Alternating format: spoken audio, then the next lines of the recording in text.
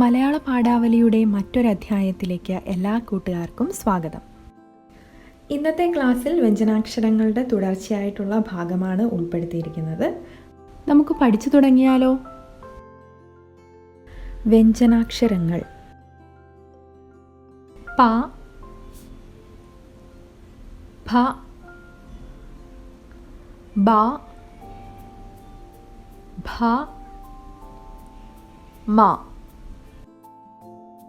ഒരിക്കൽ കൂടി നമുക്ക് പറഞ്ഞു നോക്കാം.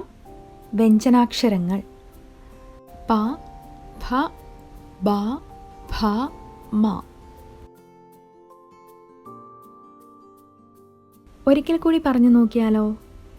പ, ഭ, ബ, ഭ, മ.